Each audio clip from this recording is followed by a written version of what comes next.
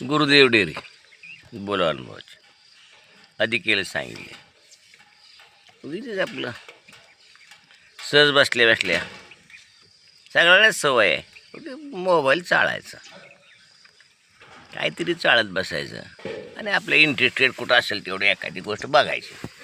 तसं बसता बसता एक व्हिडिओ आला, म्हशीचे भांडे पडू नये म्हणून पडल्यास दोरीने कसं बांधायचं ते प्रॅक्टिक दाखवत होतं.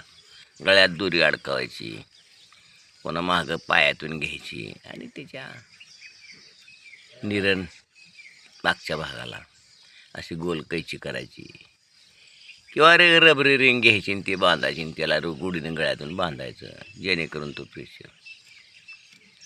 पण एक आपल्यात म्हण आहे,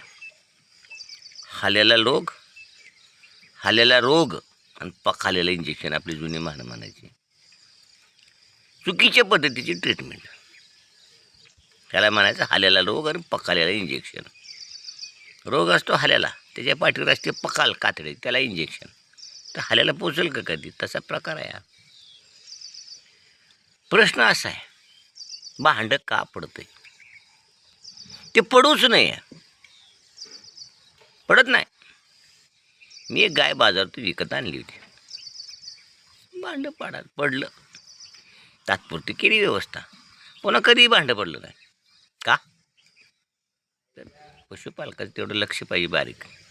तर मी काय सांगतो ते ऐका, जरूर ऐका. हा प्रश्न सगळ्यांना सतावणारा आहे, भांडं का पडतं?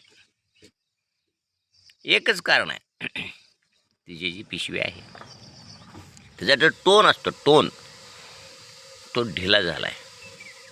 त्या स्नायूची जी ताकद असते ती ढिली झाली. स्नायूची आकुंचन प्रसरण जी ताकद असते की कॅपॅसिटी आहे ती ढिली झाली.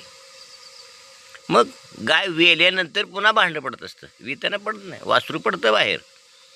मग ते वार जो असतो चिटकलेला, तो वार, झार ज्याला आपण झार म्हणतो, तो पडण्यासाठी ती गाय किंवा म्हैस वेन देते. आणि त्यावेळेला ते झार त्याला चिटकलेला न पडता न सुटता ते संपूर्ण स्नायू ढिले असल्यामुळं तो झाराबरोबर ते भांडं बाहेर पडतं. आणि अशा वेळेला ती गाय किंवा म्हैस दगावण्याची शक्यता असते. पूर्ण जर बाहेर पडलं तर ते परत आत जात नाही. ते आत जायचं, ते बांधायचं, त्या गोष्टी करायच्याच नाहीत. आता एकदा घडतंय, पण घडतच नाही, 100% गॅरंटी देतो, घडतच नाही. पहिल्यापासून घडतच नाही.